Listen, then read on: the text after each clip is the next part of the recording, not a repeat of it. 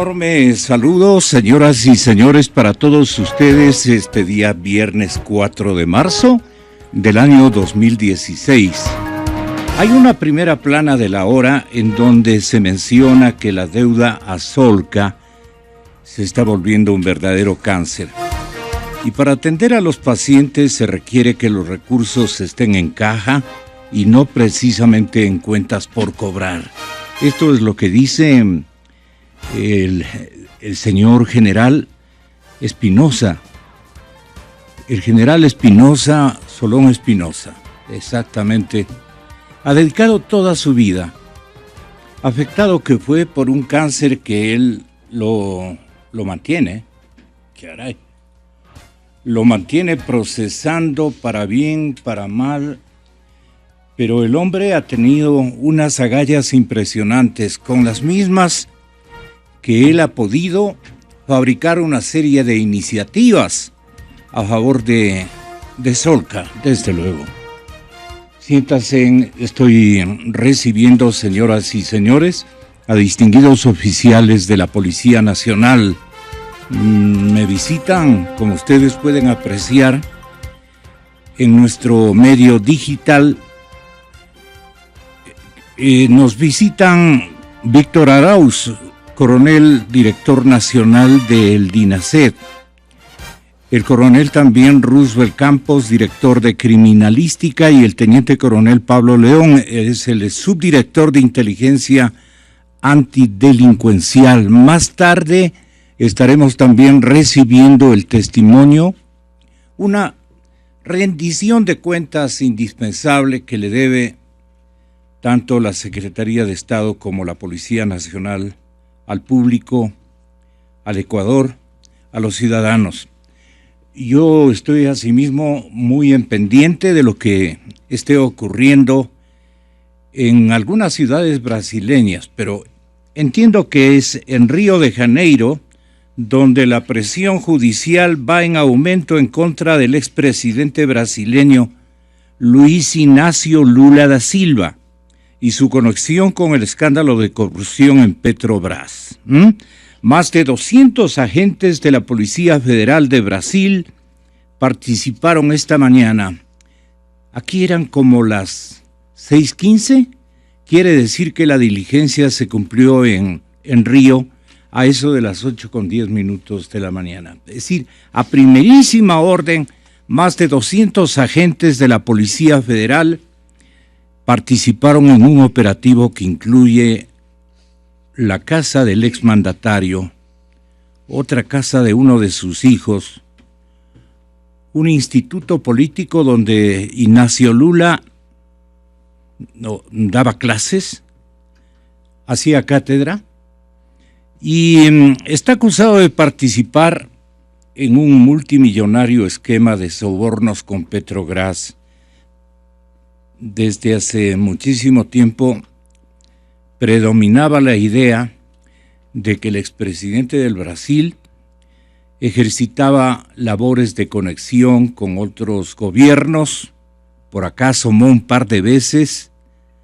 Sí, a Carondelet fue un par de veces. Vino con algún propósito, pero visitó a su pana, el señor presidente Rafael Correa, muy amigos ideológicos y también amigos personales. Hay una nota en el periódico La Nación de Argentina, del periodista Alberto Armendáriz, de este día viernes. Nos entregaron hace 10 minutos.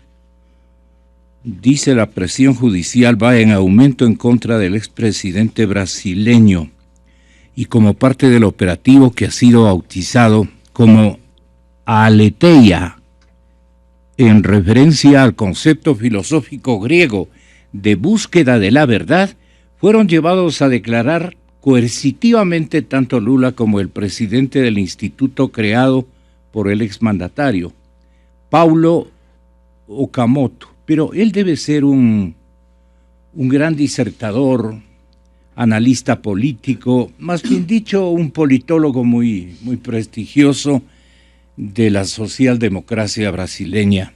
El Partido de los Trabajadores también, yo recuerdo, lo utilizaba para asuntos de persuasión ideológica. Con esto nos encerramos ahora sí en un tema que naturalmente tiene una importancia muy significativa y va, según Martín Pallares, uno de los 4 pelagatos de, así se llama el medio digital, donde ellos escriben. En ausencia de algunos periódicos y rotativos que pasaron a poder de otros propietarios, por decirlo de esa manera, Martín Pallares, deme los nombres, amigo, deme los nombres. José Hernández, vamos a ver su memoria, el número 3. Ahí está. Son las 7:01 de la mañana, 7:01 de la mañana. Como memoria de la estación, usted está cancelado. Juan Carlos. Sí. Bueno, muchas gracias por la presencia. Tal vez lo que me falta es anticipar a ustedes que un patiñazo para las Fuerzas Armadas constituye la sola presencia del nuevo ministro de la Defensa. Así escribe Martín Pallares, y a eso nos referíamos exactamente con el medio digital. Al dar la más cordial bienvenida a los señores oficiales que están junto a nosotros, yo quiero hacer una pregunta un poco genérica, ¿no? Primero, que la policía estaba con intencionalidad, y siempre lo está, de rendir cuentas a la colectividad. No se trata de que están ustedes estigmatizados ni indiciados de absolutamente haber cometido ninguna circunstancia, salvo esto que muchos analistas jurídicos, ex parlamentarios, gente vinculada abiertamente con el campo de la juridicidad nacional, mencionó que el proceso debía haber sido privilegiado inicialmente con la presencia, me prepara lo de Paulina, con la presencia de la Fiscalía General del Estado. Yo, sin conocer a fondo estos protocolos, pero que son de sentido común, había manifestado desde las primeras horas de esta macroindagación que ustedes habían acometido. Dije, lo que ocurre, y ustedes recordarán, señores oyentes, es que en un momento dado la Fiscalía aparece muy tarde, mal, y a veces nunca. Todo el peso de la presión social, producto del impacto naturalmente que genera un insuceso, un crimen de esta naturaleza que nos ha avergonzado a todos los ecuatorianos, porque nos transformaron en un escenario bárbaro, entonces recae directamente, señoras y señores, en la sociedad ecuatoriana y en nadie más. De esto no pueden culpar a los argentinos, ni a sus instrumentos de control, de investigaciones, especialmente de investigaciones. Entonces, coronel Víctor Arauz, con mi cordial bienvenida, señor coronel Campos, señor teniente coronel León, al recibirles, lo que quiero mencionarles es que apenas los juristas expertos en estas materias escucharon de este insuceso, vuelvo y repito, como el caso de Paulina Araujo, una académica experta en estas materias, a más de otros puntos de vista que pudimos recoger en la cadena Democracia, decían este género de reflexiones. No debía estar la policía. Y si la policía debió manejar los primeros asuntos de conformidad con los protocolos, tenía que seguir a continuación la fiscalía. Era un silencio sepulcral de parte de la fiscalía. Eso es lo que debemos reconocer, especialmente a los medios de comunicación. No se sabía qué estaba haciendo la fiscalía según la carta política, según los reglamentos o el diseño con el diseño de investigaciones. Los protocolos en efecto disponen que sea la fiscalía la que tome a cargo este tipo de problemas. Pero no aparecía. De esto quisiera yo que, de la manera como ustedes quieran explicarle a la ciudadanía, tras escuchar los racionamientos que hacía, principalmente de lo que recuerdo, Paulina Araujo, una académica en materia de juridicidad y experta en asuntos penales. Entonces, sí clavó abiertamente, contundentemente con sus opiniones, la mencionada catedrática universitaria de la Pontificia Universidad Católica. Tenemos una autoridad del Estado que primero no es fiscal, pero sale vía Twitter a prácticamente decir qué es lo que ha ocurrido y ya dar una sentencia de cuáles son los responsables. Él incluso habla de esta figura del acusado confeso, cuando basta con leer nuestro Código Orgánico Integral Penal, aún asumiendo que fuera un testimonio en cual la persona acepta cometer el delito, ese testimonio por sí solo no vale.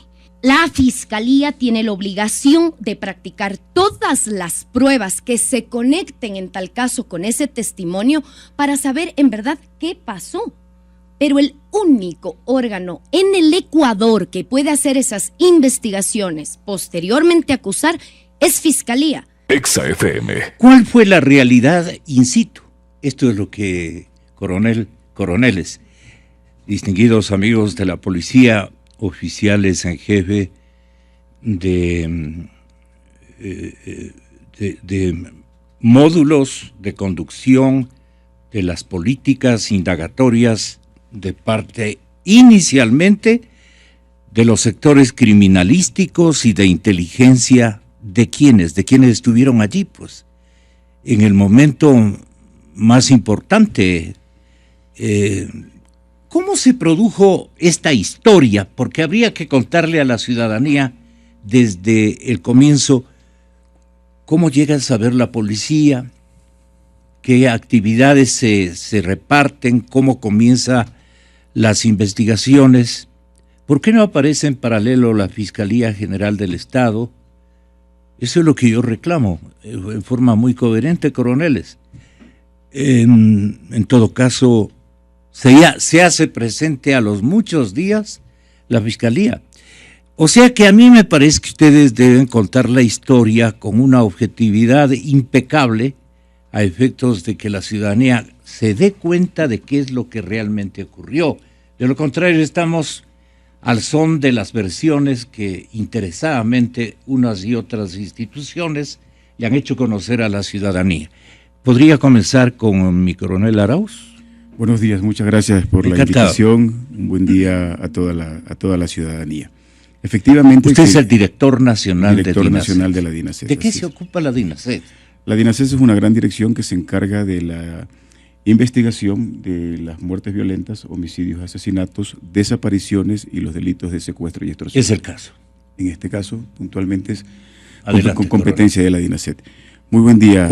¿Cuándo conoció usted o cuándo conoció el departamento policial de esto? Quisiera empezar por responder a su inquietud. Sí. ¿No? Efectivamente, en este caso, la Fiscalía es el titular de la acción penal. Claro. Y el fiscal es quien dirige la investigación. Y quisiera ser muy enfático en decirle a usted que la Fiscalía siempre estuvo presente en todos los procedimientos policiales, desde el primer momento que se inició esta investigación. ¿Cómo podrían ustedes probar aquello? Con los documentos que reposa precisamente en Fiscalía. Sí. Si existe en todo momento. Pues, ¿de qué día estamos hablando? Pero que ustedes obtuvieron, como nosotros en el tema periodístico decimos, nosotros fuimos los de la primicia, por obvias circunstancias no buscadas incluso por la Policía Nacional, vieron a la policía en alguna parte y denunciaron algún hallazgo. ¿Cómo fue la historia? Justamente desde el día jueves 25 aproximadamente a las 23 horas en que se realiza, pues se produce el hallazgo de un cuerpo, en ese momento no identificado, hablamos pues como NN. Desde ese momento estuvo presente la Fiscalía, que es quien autoriza y ordena el levantamiento del cadáver, desde ese momento. Hasta ese momento todavía no teníamos ninguna relación de que este cuerpo pertenecería al caso que se está investigando. Primera situación. Ya, aquí tal vez una pregunta. ¿Quién fue el personero? ¿Qué categoría de indagador tenía el señor personero de Fiscalía? ¿Era un fiscal? Claro, es el doctor Gallardo en ese momento, que estaba hecho cargo de la Fiscalía y del sector, y a través del ECO 911 se reporta la presencia de este cuerpo, se realizan todos los protocolos a través de DINASET por el levantamiento del cadáver, criminalística, quien es el departamento técnico que realiza el levantamiento, y obviamente pues el aval del fiscal que se encontró presente en ese momento.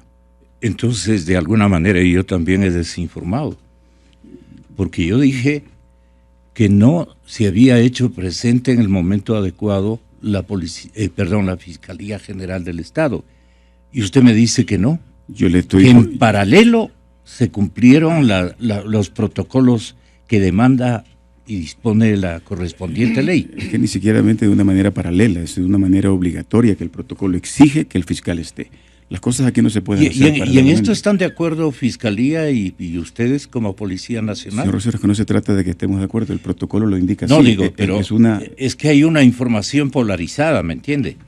Ustedes están en conexión y de acuerdo en esta parte en esclarecer tanto de este lado de Fiscalía. Nosotros sí estuvimos ahí, como del lado de la policía. También nosotros estuvimos desde en el momento que el señor fiscal de caso sea invitado, pues seguramente pues va a tener el mismo discurso que nosotros como policía tenemos en este momento. Continúe usted con la relación informativa. Entonces, a partir del hallazgo del primer cuerpo, como DINASET iniciamos nosotros el protocolo de personas desaparecidas.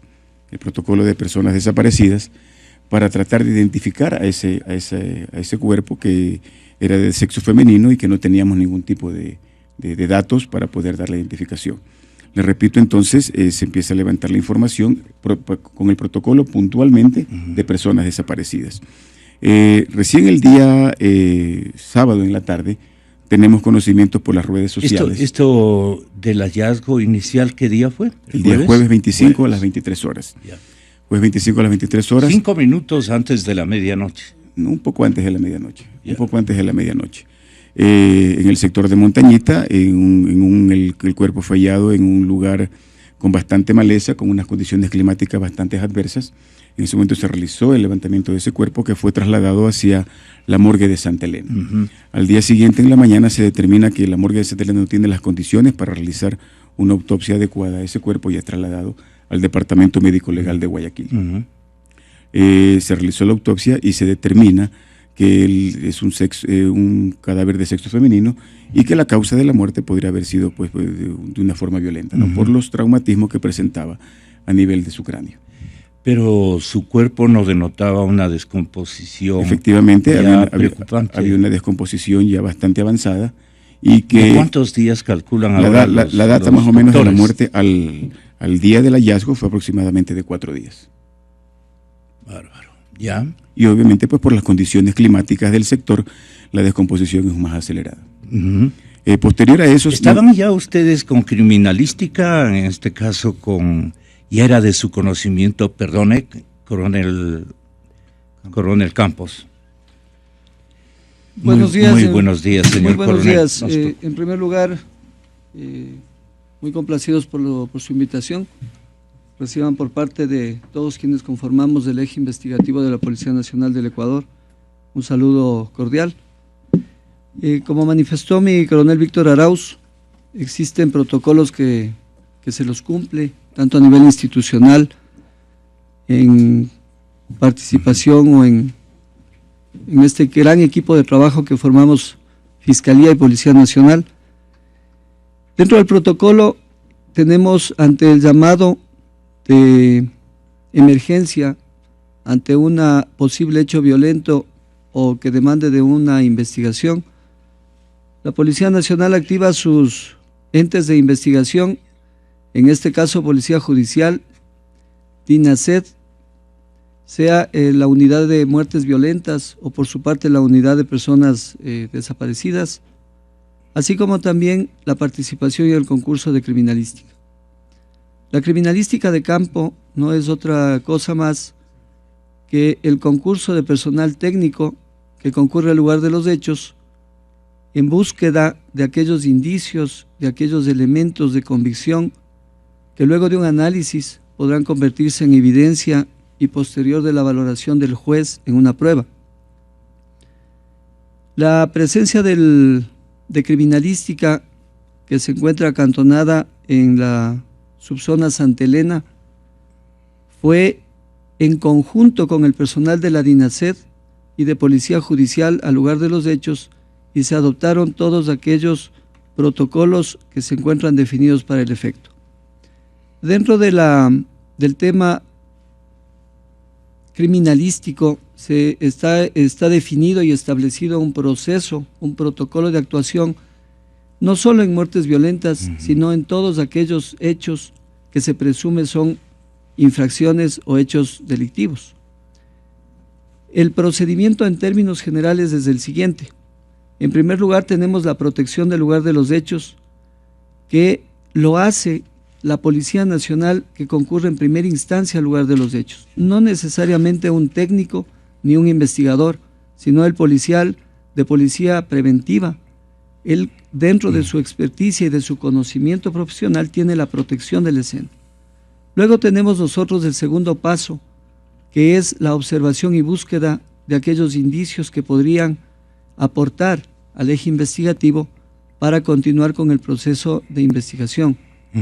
Una vez ubicados y localizados, tenemos la fijación o la perenización de esos indicios en el lugar de los hechos a través de diferentes metodologías, que pueden ser la fotografía, las filmaciones, los croquis, el levantamiento que podemos hacer nosotros a través de un plano.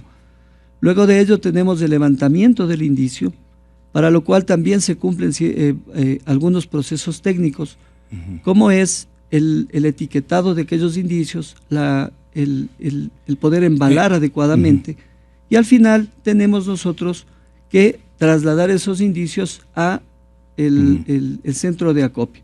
Perdona, para que no haya equivocaciones de parte del público, el levantamiento del indicio es de todo el teatro del acontecimiento del insuceso, ¿no es cierto? No es necesariamente el levantamiento del cadáver de la víctima o de las víctimas. Esto nos gustaría que le explique a la ciudadanía. ¿Hasta dónde ustedes llegaron a cumplir?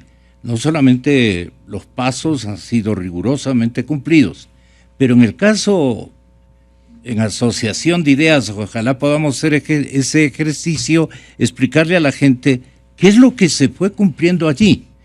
No solo en la teoría, la cual ustedes tienen la obligatoriedad de cumplir la cabalidad, pero en el caso concreto, ¿de qué fueron impedidos, por ejemplo, ustedes? Por circunstancias, hay algunos rumores, estaba a menos de 20 metros del otro cadáver, no lo ubicaron sino 2 días después. Todo esto está irradiado y hay que darle forma, coronel. Tenga la gentileza. Como le acabo de manifestar, no solo lo que le estoy diciendo es un tema de teoría, es un tema de práctica del día a día del Servicio Forense y del Departamento de Criminalística en particular.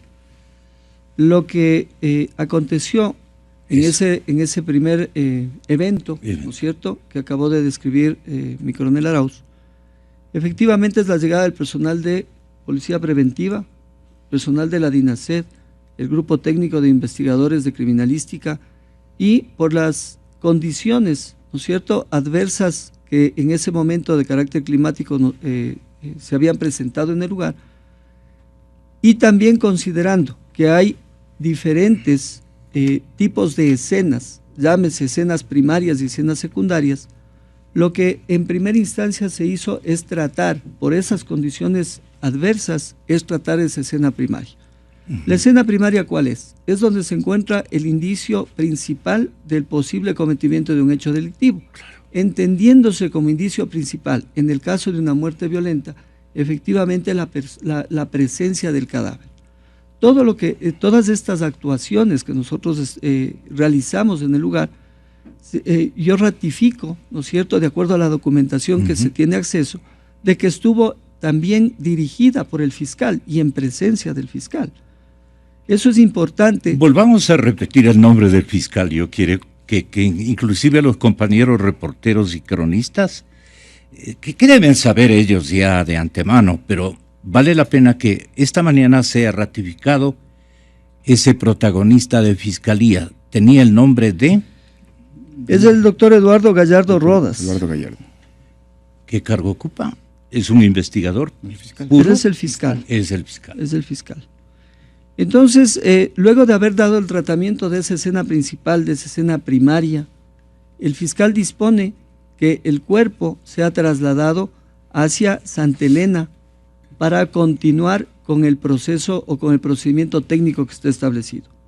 El procedimiento técnico a continuación de todo lo que yo les acabo de mencionar en la escena, nosotros cuando hay la presencia de un cadáver, tenemos establecido el realizar la inspección externa del cadáver. Los criminalísticos realizamos la inspección externa del cadáver. Esta es una obligación. Así es, señor. De protocolos. Por supuesto. Está establecido dentro de la normativa interna y así como también dentro de la doctrina internacional de manejarnos dentro de esos términos. El criminalístico actúa hasta la descripción externa, tanto de las prendas, tanto de las posibles heridas que podríamos llegar a identificar y obviamente elabora su informe posterior.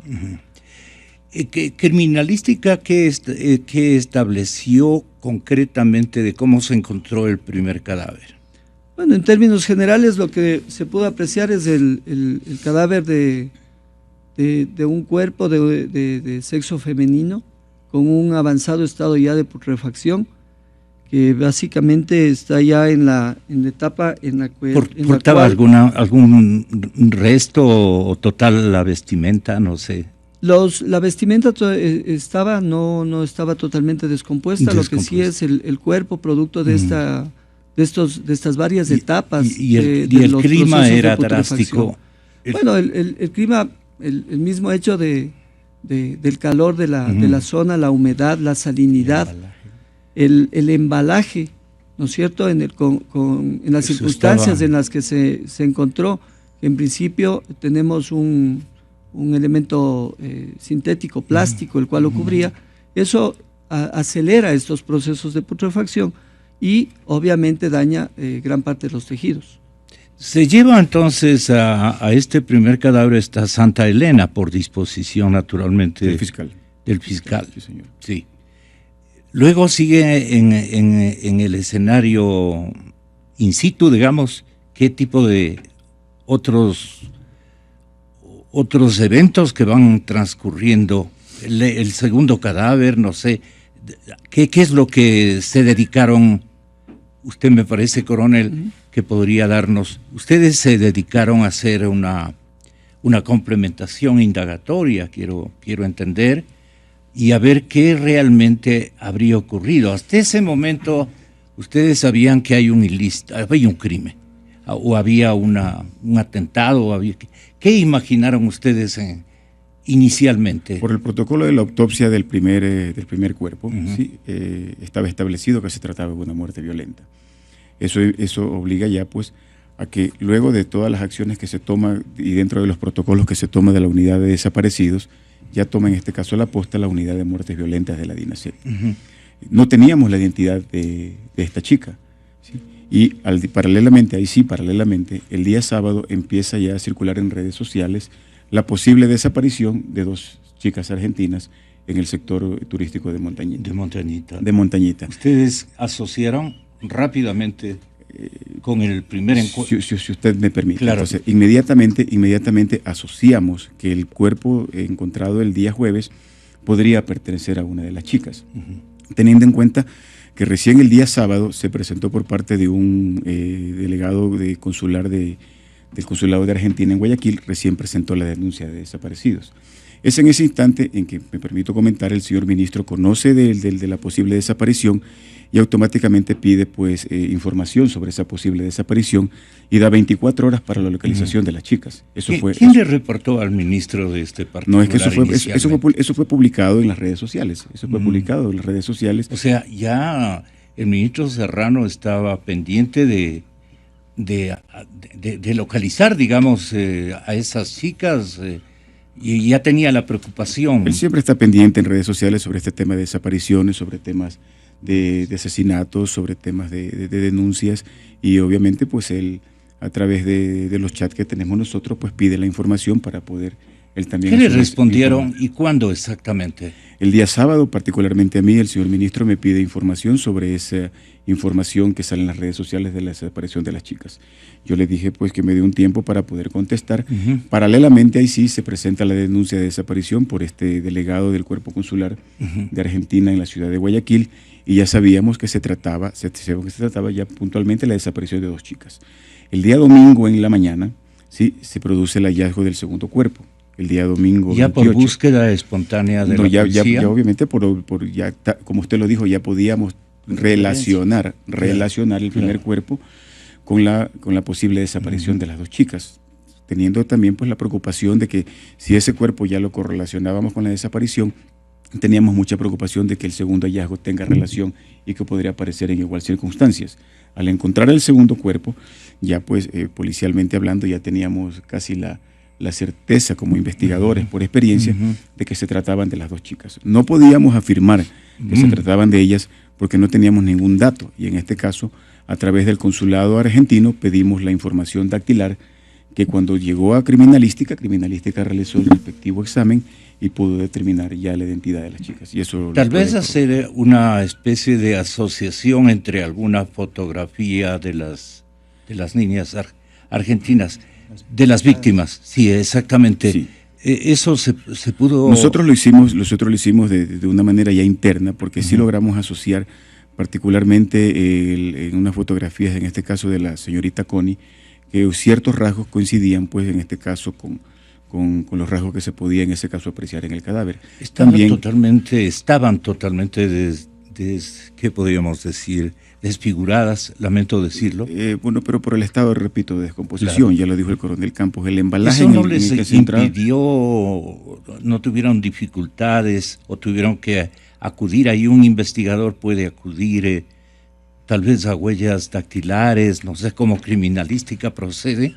Tenga la bondad, coronel. Le repito, en este caso había cierta información de la forma como se encontraban vestidas las señoritas, y eso pues le cotejábamos nosotros que se trataba de ellas. Ya en el tema criminalístico, pues por favor, el coronel Campos. Coronel Campos. Bueno, como se acaba de mencionar, yo creo que para llegar a identificar a una persona, en primer lugar tenemos una fase en la cual creo que todos estamos en posibilidad de hacerlo, y es aquello que se nos viene a nuestra memoria de lo que recordamos de los rasgos fisonómicos, la contextura de una persona. Eso es algo que permanentemente lo estamos haciendo, y esa es la razón por la cual nosotros reconocemos a un amigo, a nuestros familiares, etc. Dentro del tema netamente técnico, existen algunos conceptos que son importantes el puntualizar. La función técnica para llegar a decir que una persona es la que nosotros estamos buscando o sospechamos que sea, obedece a un principio de identidad. Ese principio de identidad no es más que el conjunto de características congénitas o adquiridas que hacen que una persona o cosa sea esa con prescindencia absoluta de otra de la misma especie. A ver, ¿podríamos explicarle mejor a la ciudadanía? Esto coronel no es otra cosa más, ¿no es cierto?, de que el principio de identidad determina que no existen 2 personas o 2 cosas exactamente iguales.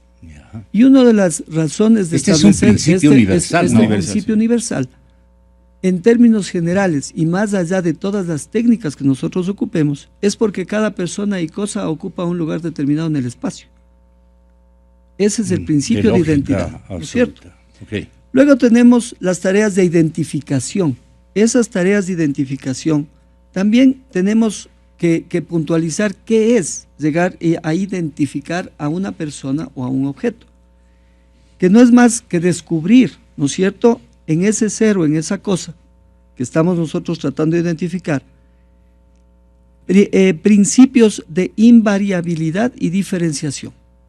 Estos principios de invariabilidad y diferenciación hacen que nosotros, dentro de del proceso técnico que nosotros realizamos, tomemos algunas doctrinas que son absolutamente reconocidas a nivel mundial como válidas, y es aquellos estudios papiloscópicos. Los estudios papiloscópicos son aquellas determinaciones de las crestas dactilares que podemos encontrar en nuestros pulpejos dactilares, en las palmas de las manos y en la planta de nuestros pies. Insisto de que esto es algo que es reconocido a nivel mundial. En el caso que nos ocupa... Perdone, ¿cuál es la metodología práctica o escuela que ustedes utilizaron? Nosotros tenemos una formación en varios países de Sudamérica y también a nivel europeo de personal policial que ha salido a estudiar en el exterior, tanto en Argentina cuanto en Chile, en Colombia y también en países europeos. La escuela que nosotros utilizamos, básicamente con algunas modificaciones locales e internas, es aquellos postulados y aquella técnica que la determinó Juan Bucetich, que es uno de los precursores del análisis papiloscópico en el mundo. Esa técnica nosotros la utilizamos. ¿Qué dice esa teoría o técnica? Lo que manifiesta puntualmente... Para el caso que nos ocupa, coronel. En el caso que nosotros realizamos, nosotros tuvimos la presencia de un cuerpo en el Departamento Médico Legal de la ciudad de Guayaquil, porque los cuerpos de Santa Elena fueron trasladados al Departamento Médico Legal. ¿Eso fue el día domingo? ¿El lunes? El primer cuerpo fue trasladado el día 26 a la ciudad de Guayaquil. Y el segundo cuerpo era? Fue trasladado el día 28. Viernes 26. Así es. Y el segundo cuerpo fue trasladado el día 28. Indistintamente fueron trasladados. Así es, hasta porque la ciudad de la localización o la ubicación fue en esos ocurrió días. De esa manera. Okay. El momento que nosotros recibimos el cuerpo, encontramos efectivamente con un cuerpo con un estado de descomposición o de putrefacción que está muy en avanzado. La fase efisematosa. Esa es la segunda fase de descomposición.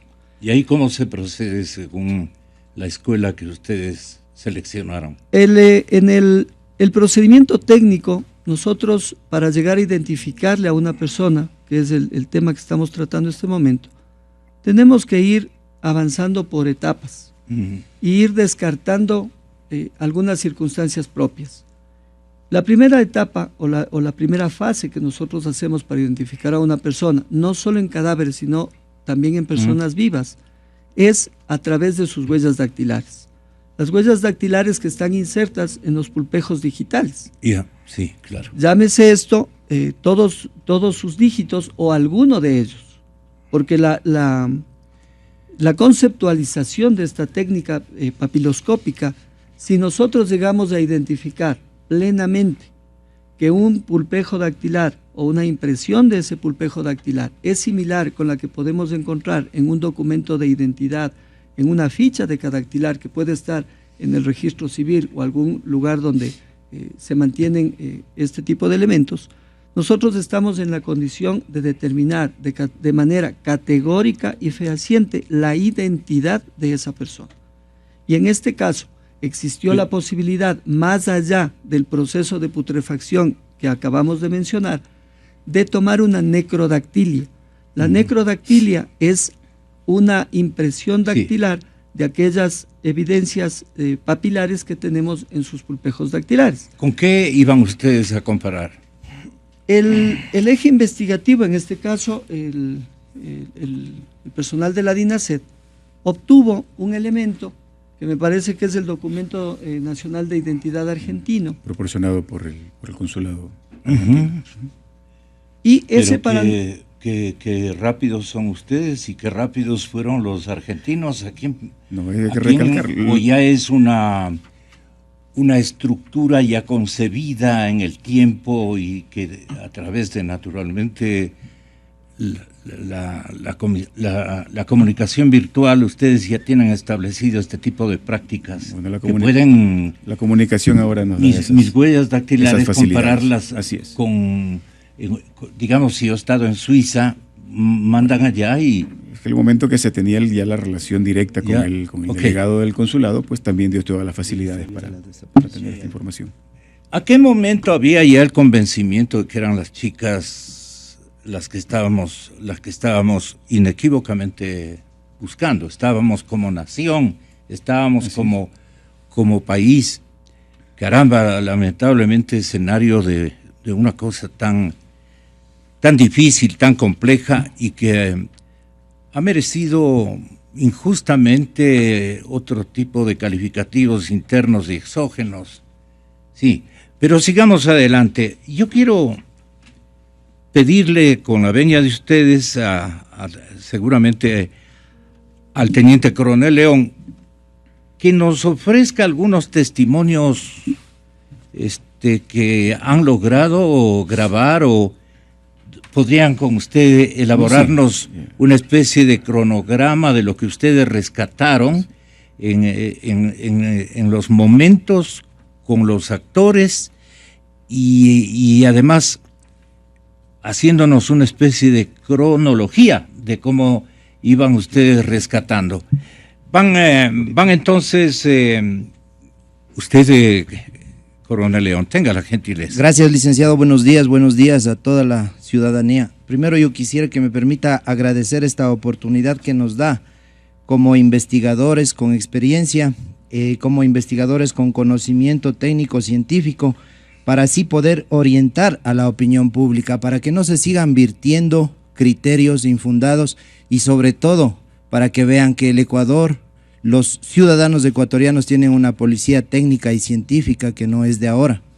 Tenemos una capacitación, tenemos una experiencia y yo quisiera hacer un recuento de lo que usted dijo. Como punto 1, tengo 27 años en la policía, de los cuales 22 años estoy dedicado a las investigaciones y quisiera hacerle saber a usted y a la ciudadanía que no existe ninguna investigación legal, una investigación legal que no se realiza con un fiscal. O sea, la presencia del fiscal es importantísima. El fiscal dirige la investigación. Es sine qua non. Es sine qua non. Ustedes no pueden hacer ninguna actividad, cumplir ninguna indagación o práctica sin contar con la compañía de un fiscal. Sería nula, ilegal y posiblemente estaríamos presos, porque sin la dirección de fiscalía, ese protocolo es... como usted dice, licenciado, es sine qua non. La segunda, como ha explicado mi coronel, jefe de criminalística, las investigaciones tienen un protocolo. Las investigaciones, el protocolo es el mismo, lo que varían son los casos. Igualmente hay muchas opiniones que tal caso no se ha resuelto porque tal caso, esa es la diferencia. El protocolo es el mismo, la forma y el fondo del caso cambian. Entonces hay casos que existen indicios en ese momento, hay casos que no lo existen. Ahora, ¿por qué se aceleró? ¿Por qué se dio una prioridad a esto?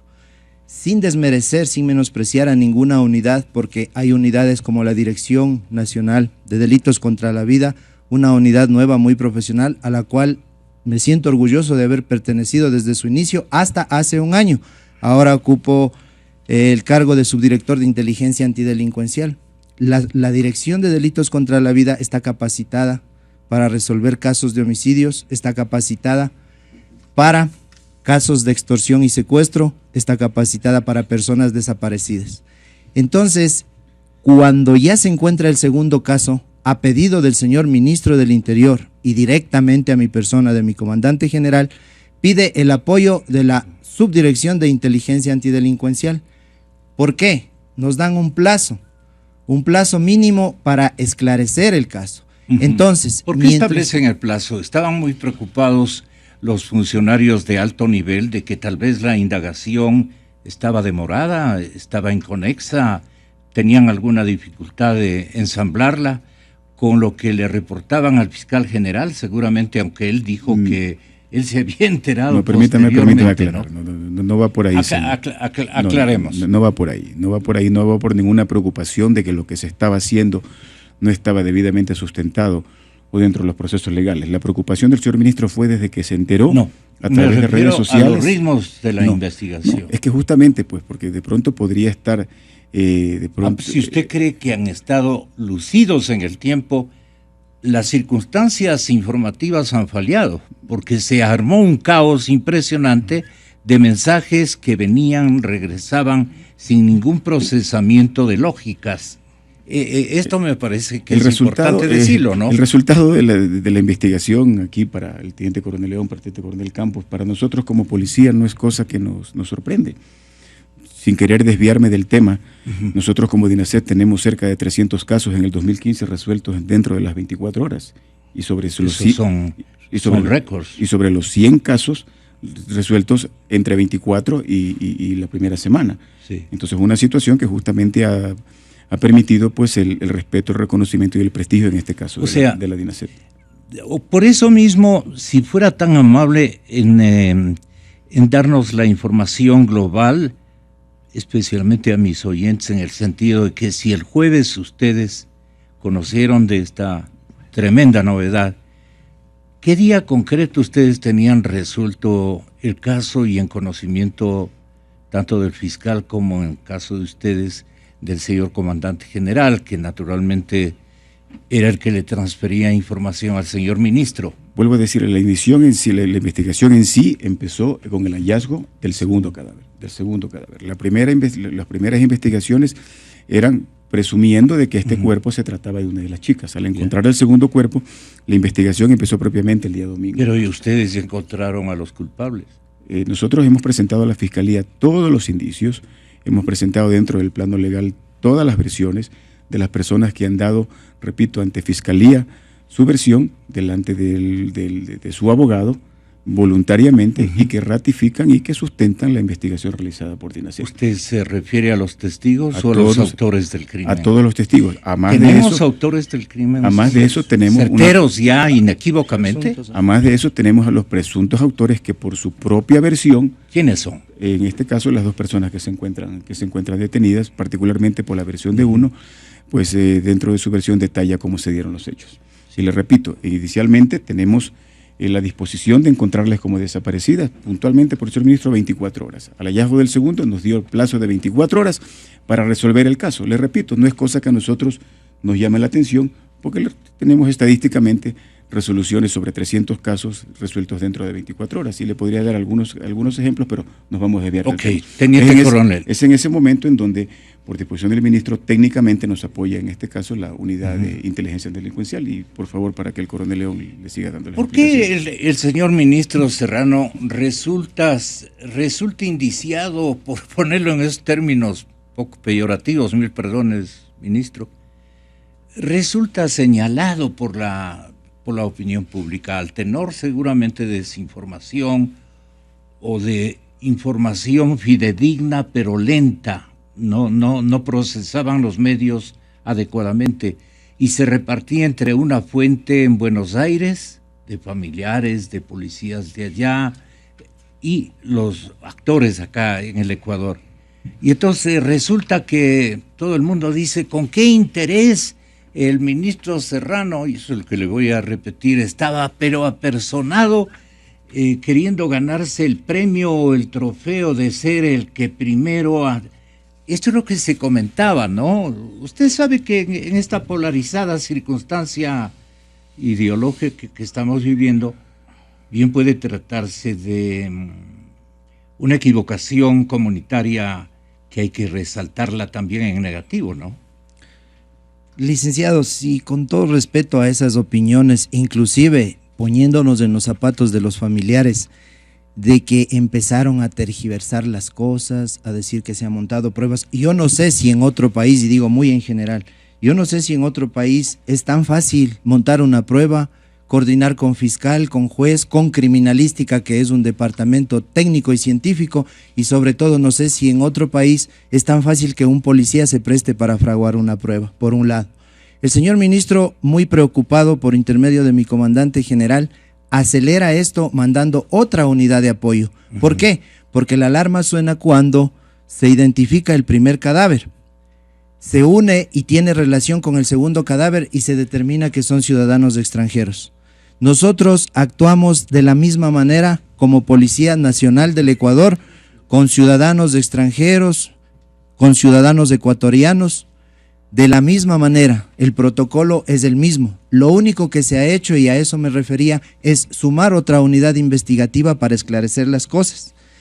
Todas estas versiones en las redes sociales, todas estas versiones, inclusive yo me atrevería a decir que todas las contradicciones de los presuntos autores en el momento de la detención, cuando estamos trabajando de manera coordinada con la DINASED, esos presuntos autores dan un criterio errado, tratando de limpiar el uno al otro, inclusive distorsionan la investigación indicando que hay un vehículo que estuvo estacionado por el sector de los cadáveres. Correcto. Entonces, licenciado, dando la nacionalidad de que eran gente colombiana. Colombianos, así es. ¿Eso entonces no existió jamás? Licenciado, nosotros lo único que hacemos es trabajar con todos los datos, no descartamos ninguno, y ese es el trabajo que hace la unidad en el campo. ¿Investigaron ese hecho potencial? Y la unidad, así es, ¿Y qué la unidad, nosotros encontramos que el vehículo no existía.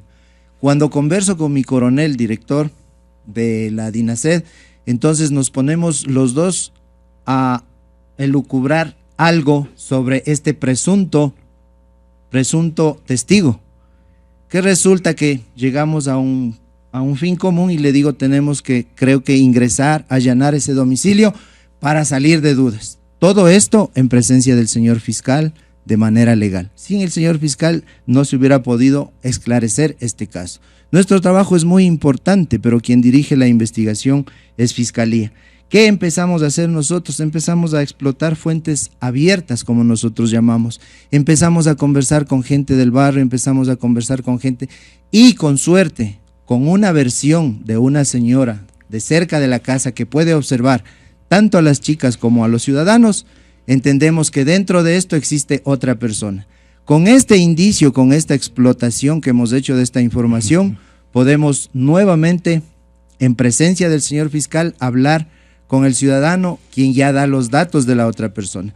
En el momento de la detención, la otra persona nos habla de un bar, nos habla de un taxi, cosa que estaba suelto hasta casi último momento. Entonces, nosotros continuamos haciendo nuestro trabajo en la calle. Contó mucho la colaboración de la comunidad de Montañita, contó mucho la colaboración, y hay que resaltar, del presidente de la comuna. Nos hemos reunido con todos los... Ese es el trabajo investigativo que se hace. ¿Recuerda y por eso, el nombre del presidente de la... No recuerdo, es ya. Iván, pero el nombre es Iván, el apellido no recuerdo. ¿Usted conoció a María? De la comuna. En el trabajo in situ, ¿usted conoció a María? Y la señora que más apareció en el testimonio mediático, digamos, que decía que las chicas vinieron, que el negro pidió una cerveza y que el rojo y el negro se los fueron llevando. La señora que le conocían, me parece, como la abogadita. Exactamente. Sí, yo pude observar cuando los medios le entrevistaban voluntariamente a la señora. Yo pude observar que repitió la misma versión que dijo en la fiscalía con su abogado. Ahora, hacía también usted una pregunta, ¿por qué ese hermetismo de fiscalía? Porque era una indagación, porque se mantenía en reserva, porque no se tenían los testimonios anticipados de todos los testigos. Y yo pienso que después de que los testigos rindieron los testimonios anticipados, inclusive se hizo público, porque la idea que tenían en mente los ciudadanos residentes en Montañita era que esto se tiene que aclarar y que ellos no tenían por qué callar. Llegamos al punto de ubicar como la última parte de esta investigación al taxista que les trasladó, no a los 4. Nosotros no podemos decir cosas que no son. El taxista manifiesta en su versión de que las 4 personas hicieron parar el vehículo, pero quienes se suben es el ciudadano de tez trigueña, no el ciudadano afroecuatoriano, el ciudadano de tez trigueña y las ciudadanas. Eso lo dijo a los medios de prensa. El rojo, entonces. Exactamente, el ciudadano rojo, sí. denominado el rojo.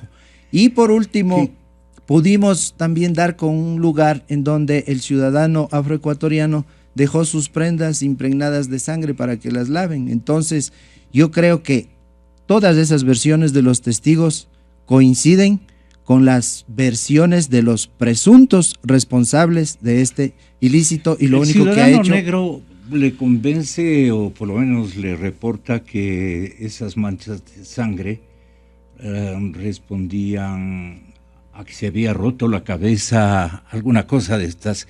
¿Cómo esto también ha incidido bastante en el acto de convencimiento social sobre determinadas hipótesis? Sí vale la pena que nos refiramos a esto, porque además un abogado dice que tenga la bondad de consultarle, con todo respeto a la policía, si existe algún indicio o descubrieron indicios de consumo de alcohol o sustancias estupefacientes por parte de las víctimas o de los presuntos autores, con toda la delicadeza. ¿Qué tan importante esto? ¿Se pudo comprobar incluso si hubo agresión sexual?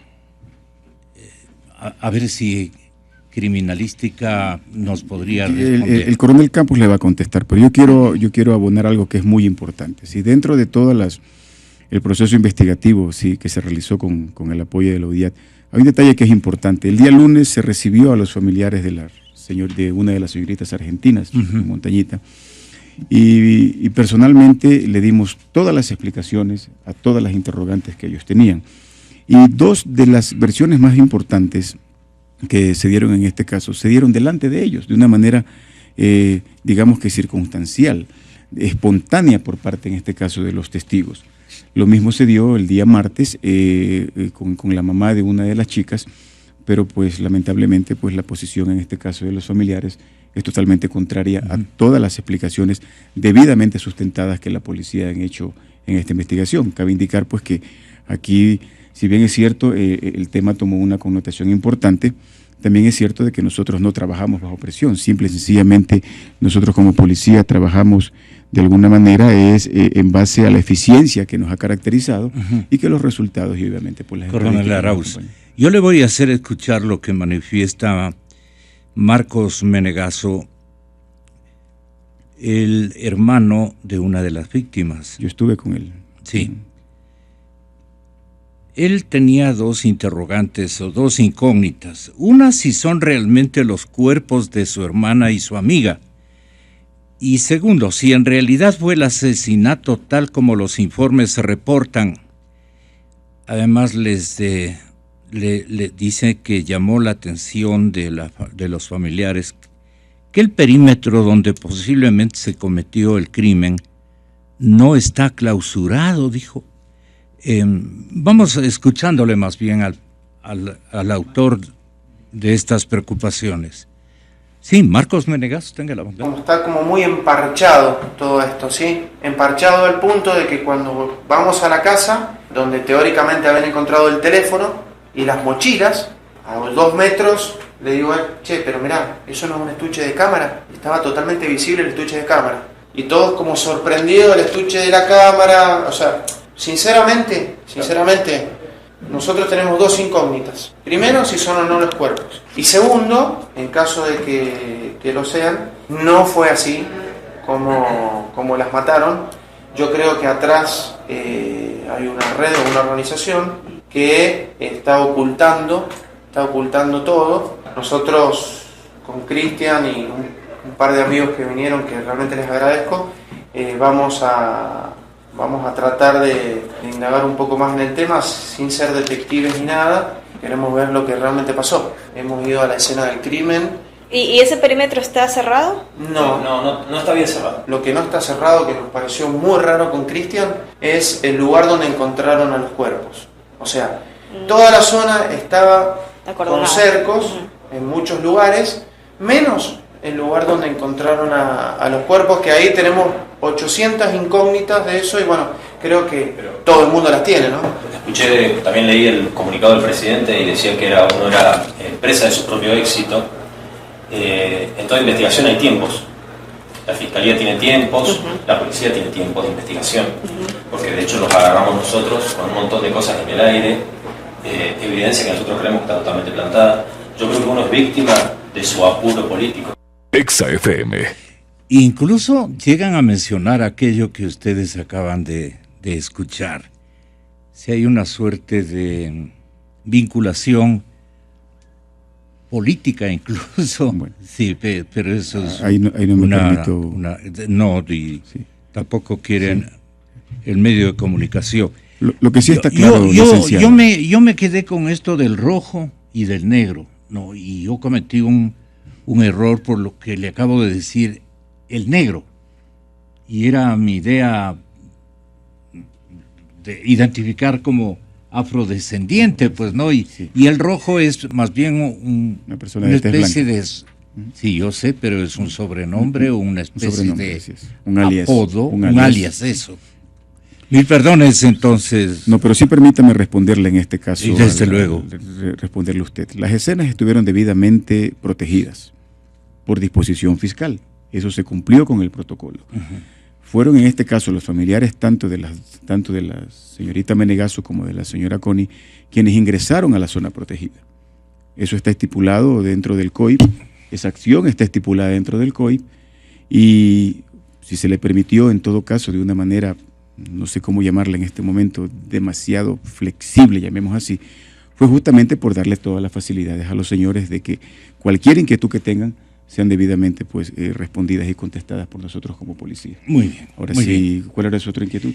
La inquietud que ustedes y el compromiso que tienen de hacerme cronológicamente escuchar los audios que poseen de algunos, especialmente de la presencia de los fiscales, del fiscal, digamos, porque debe haber sido... Y hubo también... algo que nos iba a explicar por usted acaba de contestar. En Arauz. ese caso, esas podría en ese caso Fiscalía responder y cumplir todas sus inquietudes.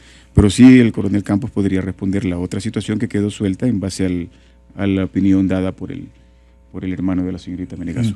Pero la Policía Nacional tiene en su poder grabaciones que convocan a una respuesta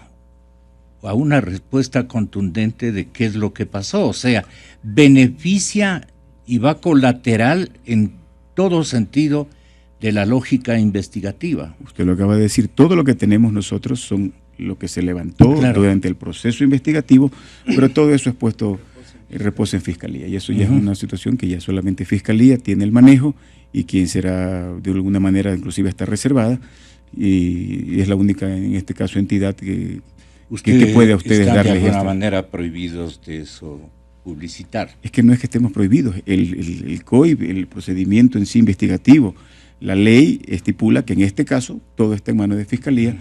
Lo dije desde un principio, es quien dirige la investigación y es el Fiscalía quien tiene todas esas pruebas. Yo le pedía a mi coronel Arauz porque en muchos medios de comunicación se utilizaron grabaciones y eran grabaciones in situ y eran grabaciones a partir del día jueves, viernes, sábado y esas son grabaciones que en ese caso lo hicieron directamente los familiares. Los familiares. Directamente los familiares lo hicieron. Y hasta los medios. Y alguna otra grabación pues que se difundió incluso por los medios de comunicación. Pero ¿Cuál de esas grabaciones le parece a usted muy importante y que señala fijamente la hipótesis del crimen, que es lo que nos ocupa esta mañana, y está todavía en una franja de polémica o de discusión? Puntualmente, policialmente hablando, puedo ser enfático, no puedo ni siquiera decir que tal grabación es la que sustenta, son todas, señor, todas están debidamente sustentadas dentro de un proceso legal, tanto la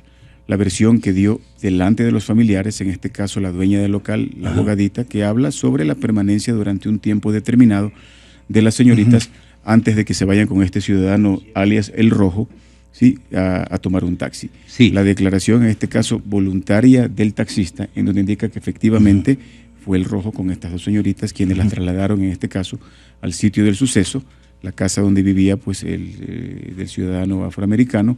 La versión en este caso de la persona dueña de la lavandería, que indica que efectivamente fue este ciudadano quien llevó la ropa a hacerla lavar ahí.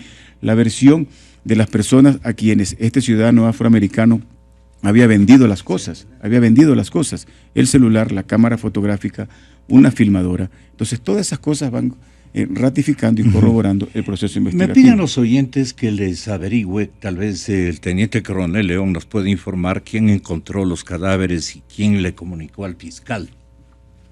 Bueno, o sería nosotros estuvimos ahí desde el día domingo y sí, el coronel Campos es quien le va a contestar eso. Yo quisiera hacer algunas puntualizaciones para que no se queden las cosas ahí un poco pendientes. Si es tan amable las hace después, pero esto es una interrogante puntual. ¿Quién encontró los cadáveres y quién le comunicó al fiscal? Indistintamente, obviamente con un periodo de aproximadamente... como ya se había mencionado a través del ECU... ¿A cuántas horas de distancia la localización de los dos cadáveres? Sí sería bueno que también le explique a la ciudadanía. Bueno, la participación de la policía, tanto preventiva como el eje investigativo y técnico, acude o se activa en función de la llamada del ECU 911, en la que existe la disposición para que concurramos al punto. Eso sucede el día 25. En el caso ya del día 28, como ya se ha mencionado, eso ya fue motivado por parte del eje investigativo, en el cual se relacionó. El líder es el fiscal en el eje investigativo, ¿verdad? ¿Perdón? El fiscal es el líder del eje investigativo. Absolutamente. Eso está contemplado en el COIP. No es parte de un protocolo, es un tema absolutamente Él puede legal. ordenarles a ustedes y a la Policía Nacional, a cualquiera actor policial, hágame esto, veamos esto otro. Sí, el fiscal dispone dentro de la investigación porque es quien dirige. Y nosotros somos un apoyo dentro de del área de nuestra incumbencia, sea por parte de investigación o por parte del eje técnico científico. Es por ello que nosotros dentro del ámbito forense, nosotros recibimos disposiciones fiscales que son de estricto cumplimiento. Sí, concretamente, ¿quién ubicó los cadáveres? Le pregunta la ciudadanía. ¿Y quién le comunicó al fiscal? Eso nos debe, coronel. La comunicación al fiscal se la realizó por parte del agente de la DINASED, el cual concurre al lugar, verifica que se trata del cuerpo de una persona, de un hecho presuntamente delictivo, y solicita la presencia del fiscal en la escena. ¿Esto fue el día? El jueves 25, perdón que interrumpa, el jueves 25 aproximadamente. No, lo que puedan aportar, no importa que no estén en turno estricto. Lo que quiera decirnos, coronel Arauz, algo que le falte a No, simplemente acotar lo que está respondiendo. Ok, sí. ¿Quién encontró el cadáver y quién le comunicó al fiscal? Esto, aunque ustedes no lo crean, preguntan desde Europa, un ecuatoriano. Les paso para que le ubique. Estoy hablando de Marcos Menegaso. ¿Y sabe por qué me pongo yo interés en que ustedes le escuchen? Porque ellos van a hacer una especie de vocería familiar cuando lleguen a Buenos Aires, si ya no están por allí. Y las distorsiones que ellos creen que, o los engaños, o las cosas que no han quedado como explicación nítida de la policía ecuatoriana, van a sacarle todos los réditos que puedan sacar para acometer en la acusación de que somos, francamente, una sociedad con una policía desperdigada, desorganizada, sin elementos técnicos, porque esa información estaban dando. Aquí estamos en permanente sintonización de señales argentinas y tanto en audiovisuales como en radio comenzaron a dar ese tipo de informaciones, que somos, no quiero yo, coronel, autodescribirnos de lo que nos acusaban, que somos una sociedad totalmente desorganizada, con todo el peso y el impacto que ha provocado estos crímenes, nosotros tenemos que hacer valer lo que hemos aprendido en el tiempo desde todos los ángulos. Inclusive, ellos pueden ser más sensacionalistas que los medios de comunicación ecuatorianos, que hemos tenido un comportamiento apegados a reportes y a informes de la policía y parte de la fiscalía, que se demoró mucho la fiscalía en la parte comunicacional, podría ser, pero ellos han estado operando permanentemente con ustedes.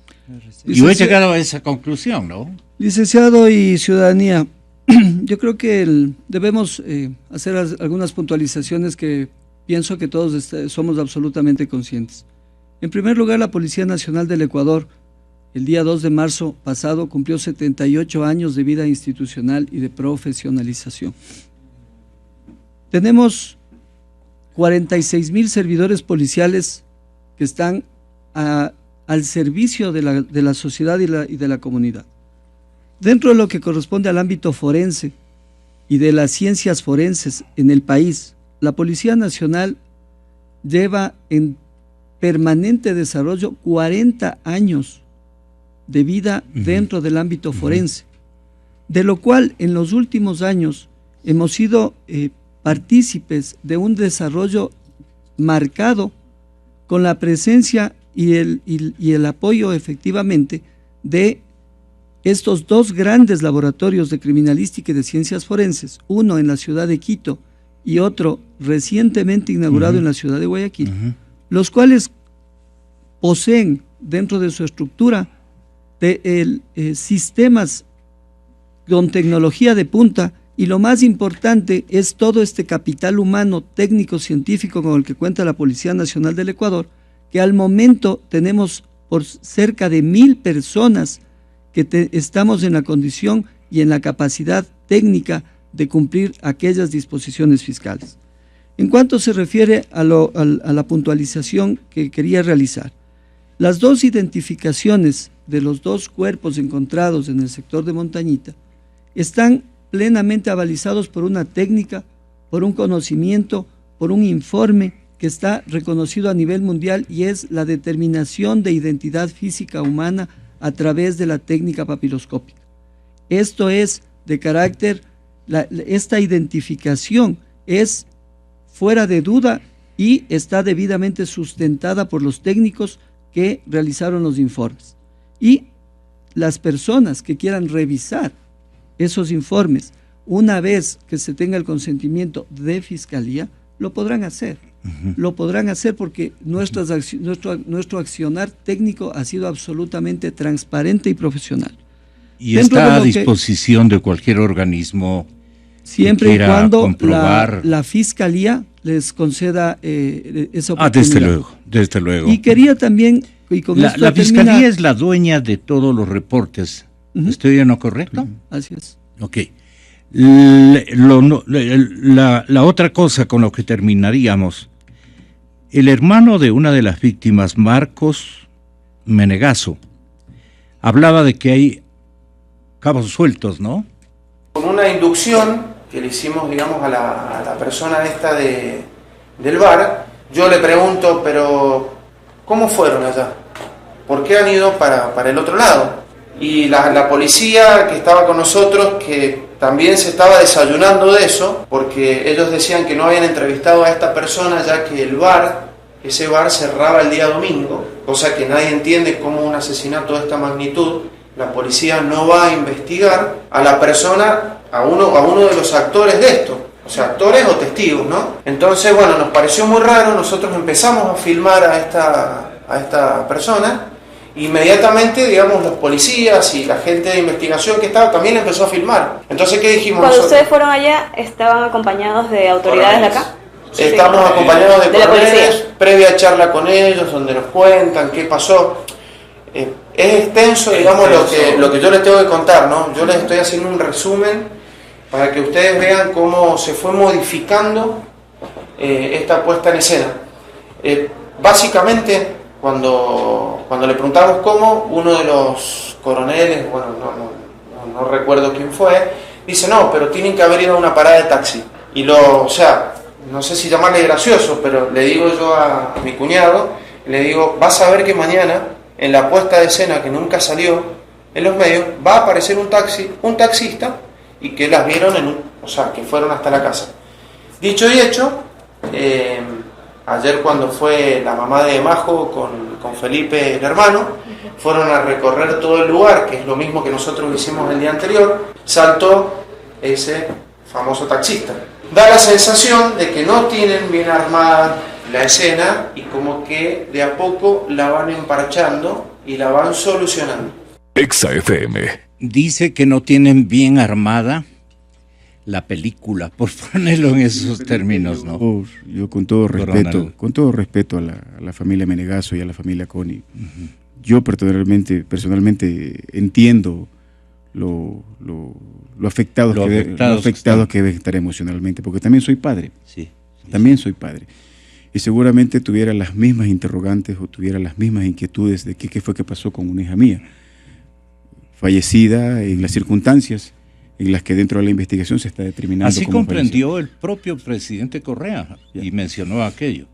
Pero créalo que cada día que pasa estoy en total desacuerdo con las versiones dadas por ellos. O sea, esa versión de que no tenemos bien armado este caso, créalo que hasta cierto punto es una ofensa, ¿no? Hasta cierto punto es una ofensa porque en algún momento el coronel León le dijo, yo no sé si en otras policías del mundo se pueda montar una escena, se pueda forjar una escena, se pueda presentar en estos tiempos en donde usted sabe que eso es casi imposible. Yo quiero simplemente resaltar, dejar en claro que en este caso la detención de los dos presuntos autores está debidamente sustentado dentro de una investigación apegada a la ley, debidamente sustentado técnica y científicamente por el procedimiento de criminalística, y que pues de alguna manera pues no lo decimos nosotros, internacionalmente estamos reconocidos como una de las 3 mejores policías de América.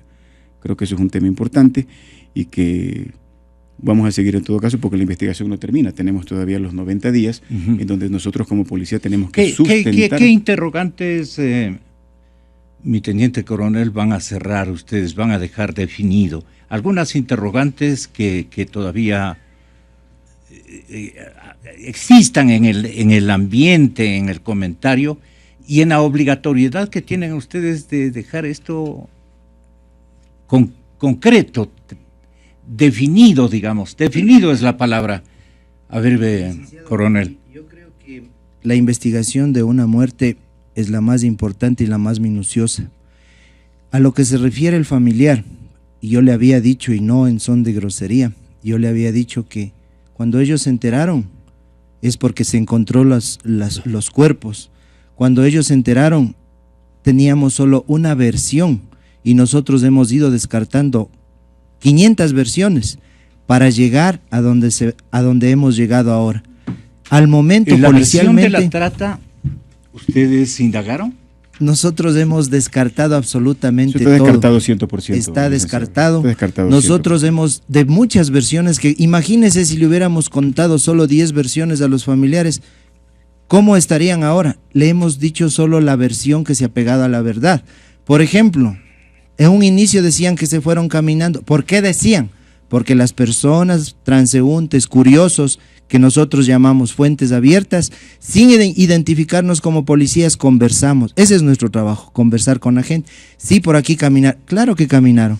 Caminaron inclusive en sentido contrario a donde está la casa, porque en sentido contrario a donde está la casa está la parada de taxis. Seguimos caminando. Todo esto que nosotros hemos investigado, ustedes, cualquier medio de comunicación lo puede comprobar, no solo con el taxista, sino con el presidente, con el gerente de la cooperativa de taxis, con el mismo presidente de la comuna, que fueron los testigos de cómo fuimos llegando a la lavandería, cómo fuimos llegando al testigo, cómo llegamos hacia la señora que le llaman la abogadita, cómo llegamos a encontrar un celular de las ciudadanas que el ciudadano afroecuatoriano, afrodescendiente, vendió, cómo encontramos una cámara de la chica. Entonces, estas cosas, como dice mi coronel, yo inicié diciendo... No fue encontrado en el campo. El celular lo ubicaron después de que seguramente él les informó que había vendido. Un celular sí fue encontrado en la escena. Licenciado, antes de que viajaran... salió una fotografía, por eso digo. Antes de que viajaran los familiares, y esa es la parte técnica a la que se refirió mi coronel, antes de que viajaran los familiares, personalmente me contacté con los familiares en la Argentina. Le voy a dar un dato que no debería revelarlo siquiera. Nosotros no sabíamos cómo ubicar esos teléfonos porque simplemente no tenían un número ecuatoriano. Hicimos la gestión con los familiares a la Argentina para que nos dieran el número argentino que trajeron, y la comunicación con ellos era por Wi-Fi, por internet o por WhatsApp. Entonces, un teléfono se fijó en la escena antes de que la subdirección de inteligencia llegara. El segundo teléfono, por trabajos de fuentes abiertas, se llegó a ubicar, y la persona ha rendido su versión libre y voluntaria, y ella dice, tal persona me entregó. Ahora, la persona que le entregó consta en el expediente. Con identificación. Con identificación clara, igual que la persona que fue a dejar la ropa para lavar, igual que el taxista dice, a tales personas les llevé. Entonces nosotros no estamos... Ahora, lo ideal de esto hubiera sido que uno de nuestros policías esté pendiente y pueda ver todo, y con eso no elucubrar nada, ni nosotros guiarnos por unas opiniones desacertadas. Voy con el señor ministro de Gobierno en contados instantes. Señores oficiales, muchas gracias por la generosa concurrencia. Dejemos que la opinión pública, ahora sí, con todos estos elementos, configure. No van a faltar dudas, van a sobrar escepticismos, pero así somos. Y es obviamente por el puro afecto a las víctimas. Y bueno, a mí me parece que van a tener un rol muy significativo los forenses argentinos que están en camino a nuestras... Ya están aquí, me acaban de informar. Ya están aquí los forenses. Creo que ellos van a tener la palabra en, digamos, calificar la tarea cumplida por la policía ecuatoriana. Así es. La opinión de ellos va a ser definitivamente muy importante y que va a aclarar absolutamente todo. Muchísimas gracias. Forense, licenciado, a la presencia de peritos extranjeros del país que puedan venir, para nosotros como servicio forense en realidad va a ser una fortaleza.